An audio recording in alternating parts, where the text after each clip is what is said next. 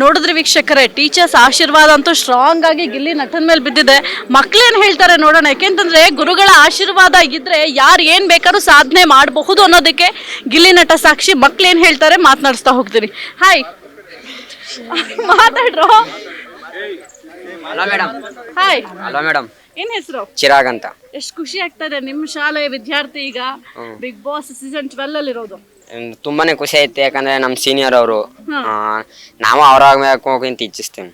ಅವ್ರ ತರ ಆಗ್ಬೇಕು ಅಂತನಾ? ಏನಾಗ್ಬೇಕು ಅನ್ಕೊಂಡಿದ್ದೀರಾ? ನಾನ್ ಸೋಲ್ಜರ್ ಆಗ್ಬೇಕು ಅಂತ ಅನ್ಕೊಂಡಿದ್ದೀನಿ. ವಾವ್, ಸೋಲ್ಜರ್ ಆಗ್ಬೇಕಂತ ಇದ್ದೀರಾ? ಓಕೆ, ಗಿಲ್ಲಿ ನಟ ನೋಡಿದೀರಾ ನೀವು? ನೋಡಿದ್ದೀನಿ. ನೋಡಿದೀರಾ? ನಿಮ್ ಜೊತೆ ಹೆಂಗಿರ್ತಾರೆ? ನಮ್ ಜೊತೆ ಎಲ್ಲ ಮಾಮೂಲಿ ಅಲ್ಲಿರುವಂಗೆ ಇರುದು, ನಮ್ಮ ಹತ್ರನು ಹಂಗೆ. ಅವ್ರ ಜೊತೆ ಇರುವಂಗೆ, ನಾ ಕಂಟೆಸ್ಟೆಂಟ್ ಜೊತೆ ಇರುವಂಗೆ ನಮ್ ಜೊತೆನೂ ಇರ್ತಾರೆ. ಹೌದಾ? ಏನ್ ಹೇಳ್ತೀರಾ ಗಿಲ್ಲಿ ನಟನ್ಗೆ? ಗೆದ್ ಬರ್ಲಿ ಅಂತ ಹೇಳ್ತೀವಿ ನಾವು. ಗಿಲ್ಲಿ ನಟ ಮಾತ್ರ ಗೆಲ್ಬೇಕಾ? ಗಿಲ್ಲಿ ನಟ ಮಾತ್ರನೇ ಗೆಲ್ಬೇಕು. ಓಕೆ, ಖುಷಿ ಇದೆಯಾ ನಿಮ್ಮ ಸ್ಕೂಲಿಂದ ಹೋಗಿರೋದು? ಹಾಯ್, ನಿಮ್ಮ ಹೆಸರು? ನನ್ನ ಹೆಸರು ಸಿಂಚನ BM. ಓಕೆ, ಗಿಲ್ಲಿ ನಟ ಈಗ ಬಿಗ್ ಬಾಸ್ ಅಲ್ಲಿ ಇರೋದು ಎಷ್ಟು ಖುಷಿ ಆಗ್ತಾ ಇದೆ? ತುಂಬ ಖುಷಿ ಆಯ್ತದೆ. ಅವನು ಇಲ್ಲೇ ಓದ್ಬಿಟ್ಟು ಹೋಗಿರೋದು, ಅದು ತುಂಬ ಖುಷಿ ಆಯ್ತದೆ. ನೀವು ಇವತ್ತು ಆ ಸ್ಕೂಲಲ್ಲಿ ನೀವು ಓದ್ತಾ ಇದ್ದೀರಾ, ಎಷ್ಟೋ ಜನ ಬಂದು ನಿಮ್ಮನ್ನು ಮಾತಾಡಿಸ್ತಾರೆ. ಹಾಗೆ ಏನ್ ಅನ್ಸುತ್ತೆ ನಿಮ್ಗೆ? ನಮಗೂ ಖುಷಿ ಆಯ್ತದೆ, ಅವ್ರ ಥರನೇ ಆಗಬೇಕು ಅಂತ ಅನ್ಸುತ್ತೆ. ನಿಮಗೂ ಸಾಧನೆ ಮಾಡ್ಬೇಕನ್ಸುತ್ತೆ? ಟೀಚರ್ಸ್ ಹೇಳ್ದಂಗೆ ಕೇಳ್ತೀರಾ? Yes miss. ಈಗ ಏನ್ ಅನ್ಸುತ್ತೆ, ಬಿಗ್ ಬಾಸ್ ಸೀಸನ್ 12 ಗೆಲ್ಬೇಕು ಅಂತ ಅನ್ಸುತ್ತಾ ಅಥವಾ ಬೇರೆ ಯಾರನ್ನಾದ್ರು ಮನಸ್ಸಲ್ಲಿ ಇಟ್ಕೊಂಡಿದ್ದೀರಾ? ಇಲ್ಲ, ಗಿಲ್ಲಿನೇ ಗೆಲ್ಬೇಕು ಅಂತ. ಓಕೆ. ಹಾಯ್, ನಿಮ್ಮ ಹೆಸರು? ನಮ್ಮ ಹೆಸರು ಸಚಿನ್ ಅಂತ. ಸಚಿನ್. ಗಿಲ್ಲಿ ನಟ ಈಗ ಬಿಗ್ ಬಾಸ್ ಸೀಸನ್ 12 ನೋಡ್ತೀರಾ? ಬಿಗ್ ಬಾಸ್ ನೋಡ್ತೀನಿ.